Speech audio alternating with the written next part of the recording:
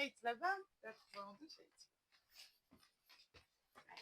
მარიამ, პირველ რიგში ძალიან დიდი მადლობა, რომ შემხვდი. დღევანდელი თემა, რასაც შეეხება, ძალიან ხშირია და ბევრ მშობელს აწუხებს.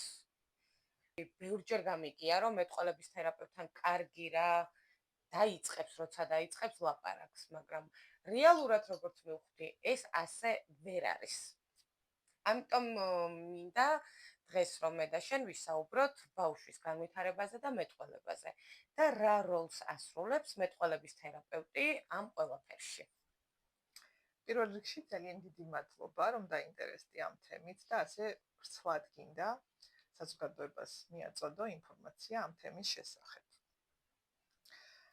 მეტყველების თერაპევტი, ლოგოპედი, ეს არის სპეციალისტი, რომელიც მუშაობს კომუნიკაციის, ენისა და მეტყველების დარღვევების მქონე ადამიანებთან ამ პრობლემების გამოსწორების მიზნით.